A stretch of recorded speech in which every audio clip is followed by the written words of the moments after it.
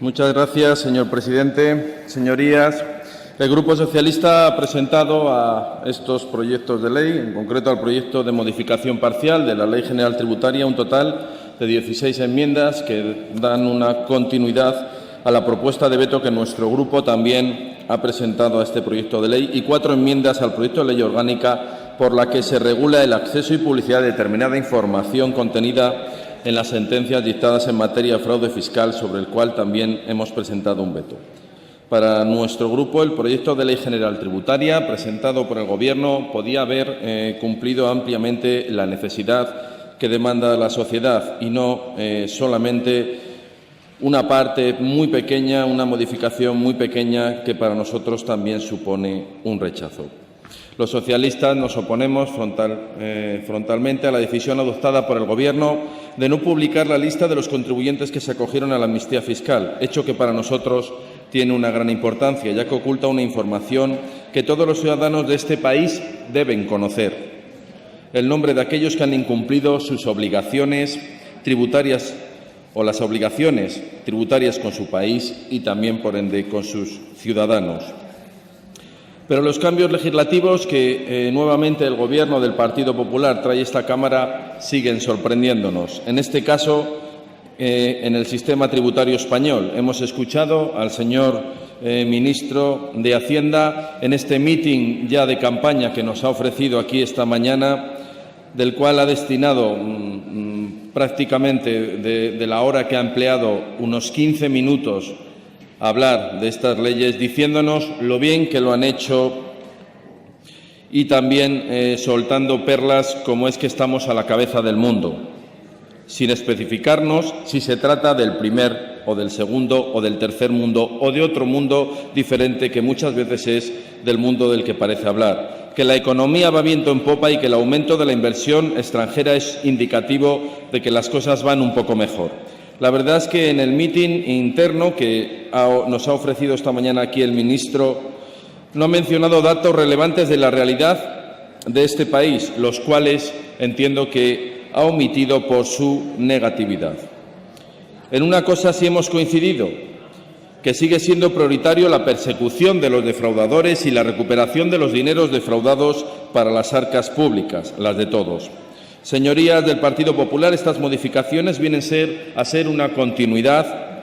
de la política tributaria y fiscal llevada a cabo desde su llegada al Gobierno. Más impuestos y cargas para los que menos tienen y menos para los que más tienen. Esa ha sido la única dirección que ha marcado su política. Y esto no lo decimos solamente nosotros, lo dicen la gran mayoría de los españoles. Y por mucho que el ministro suba aquí a esta tribuna hablándonos más de sus sueños que de las realidades que viven cada día los españoles, las medidas del Gobierno de Mariano Rajoy han sido aplicadas a fuego a los ciudadanos de nuestro país, a las rentas más bajas y a la clase trabajadora. Y esta situación se refleja en los diferentes barómetros llevados a cabo por los centros de investigación sociológicos de este país en diferentes ámbitos de la vida y de la sociedad. Así lo atestigua el Instituto de Estudios Fiscales en su último informe, en el que señala que la valoración sobre el cumplimiento fiscal y sobre el fraude están bajo mínimos históricos, o el CIS o en el CIS, que en el barómetro del mes de julio de 2015, apenas hace un mes, en el que dice que el 67% cree que la situación económica en general en España es mala o muy mala, y casi el 78% dicen que la situación económica en España después del último año es también mala o muy mala. Por lo tanto, señorías del Partido Popular, su política económica sigue estando muy cuestionada por los ciudadanos de este país. 7 de cada 10 la desaprueban y 8 de cada 10 dicen que estamos peor que hace un año. Y yo les pregunto, ¿ustedes creen que los españoles se equivocan?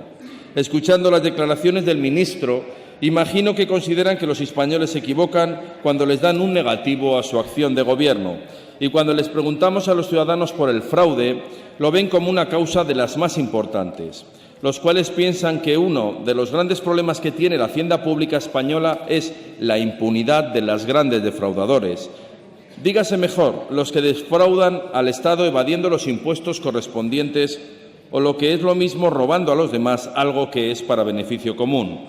Señorías, nuestro Grupo considera que los datos sobre la opinión de los españoles en relación al fraude fiscal y a la amnistía fiscal llevada a cabo por el Partido Popular es suficiente argumento para modificar los dos proyectos de ley aquí debatidos, y en esa dirección hemos presentado una enmienda a la totalidad para corregir la voluntad del Gobierno del Partido Popular de no publicación de la lista de las personas que se acogieron a la amnistía fiscal. Nosotros proponemos su publicación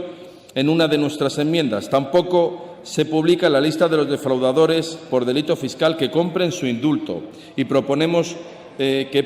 nuevamente en nuestra enmienda 18. Asimismo,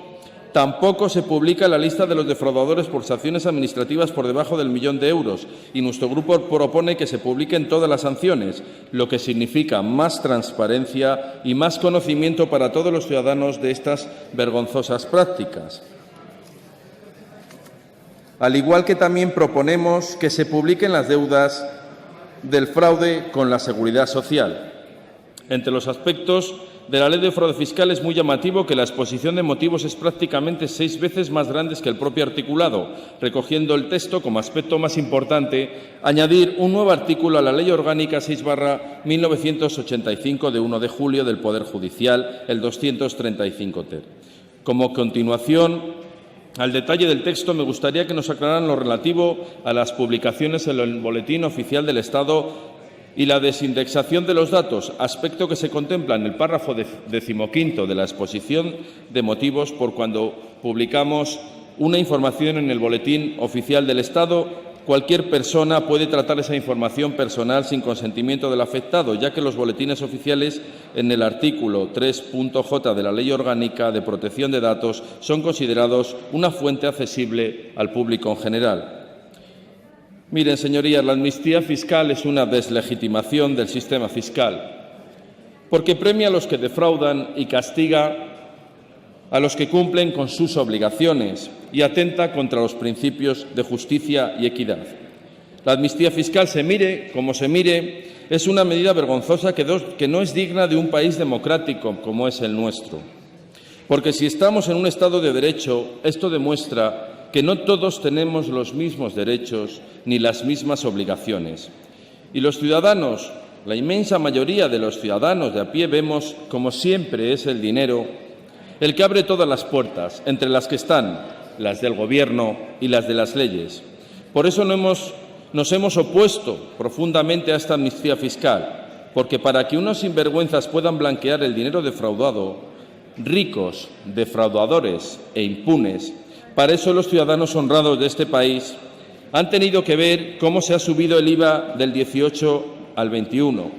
o el IVA reducido del 8% al 10%, cómo se ha agravado la compra de vivienda del 4 al 10%, cómo se han subido los tramos del IRPF desde el 0,75% hasta el 7%, que aquí también lo indicó el ministro en su intervención, cómo ha subido la luz, el gas, los peajes, los impuestos a los carburantes, las tasas judiciales,